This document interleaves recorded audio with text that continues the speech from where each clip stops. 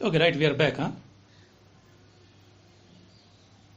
Okay, so if you look at the initial phase in Emin Roy's life, when first he becomes part of the militant groups, then part of the international communist movement, right? The point I was trying to make, in Emin Roy's understanding that if carrying out a successful revolution requires adoption of violence as a means, then one can adopt this means as well. So certainly, there was difference in approach as far as M.N. Roy and Gandhi, both were concerned, right? So for Gandhi, non-violence is a creed which has to be followed under all circumstances and at any cost. So that is where he would be different in his approach as far as Gandhi was concerned. So to answer your question, that of course yes, M.N. Roy would sanction violence if violence required. If a successful revolution required, that violence should be adopted, as a means, right? But as I told you, this approach would be changed, when Gandhi, spends time in India, and when he starts developing his thoughts on radical humanism and his whole idea of radical democratic state or new democracy. That is one. Second, why would he consider that withdrawal of non-cooperation movement would mean protection of the interest of the bourgeois class, by Gandhi, right?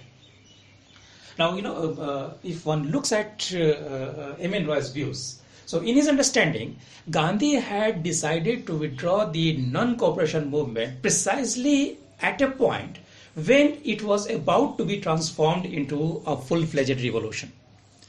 And M.N. Roy, understands that there could be no other explanation than understanding that this was done solely with a motive to protect the then ruling classes, right? Because withdrawal of non-cooperation would mean preventing a revolution, and preventing a revolution would mean that you are allowing the ruling classes to continue. So that is where he concluded that as far as Gandhi's decision to withdraw the non-cooperation movement was concerned, it was done primarily with a motive to prevent a revolution, number one, and number two, to serve the interest of the bourgeois class, right?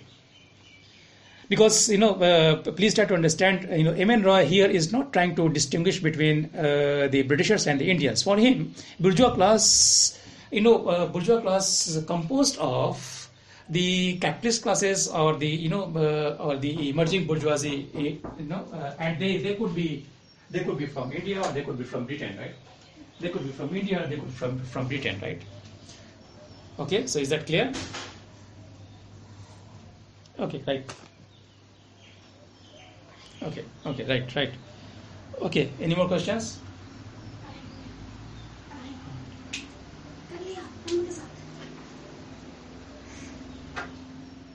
Okay, so there's a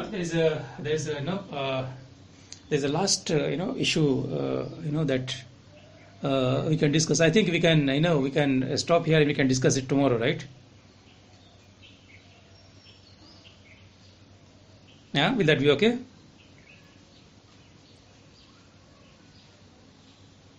Do you have any more questions?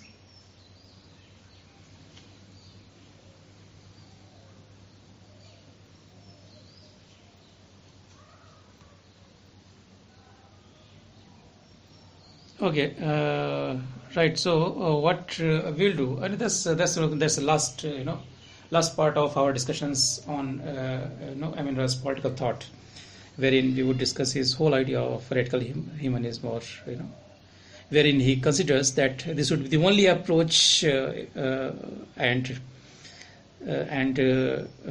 this would provide a kind of condition or an environment wherein an individual's freedom would be safeguarded, and not only safeguarded, but an individual would be able to enjoy his freedom, right? So that's what we'll do. So this requires another 15-20 minutes of our discussion, right? Okay, is my voice clear? Can you all hear me? So do you want to continue today, or what do you suggest? Huh? Monday, huh? And not tomorrow, huh? Okay. Not tomorrow. Okay, right. Then not an issue, right? And we'll discuss this on Monday, right? So take a break and try to look at the points that I have shared with you all, and try to prepare some form of note, or some form of write up, right? Some form of write up. Okay.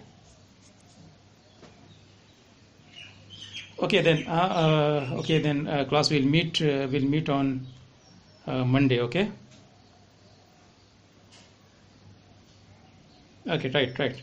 Okay. Right. We'll meet on Monday. Huh? Thanks. Thank you, everyone. Thanks, class, and thank you, everyone.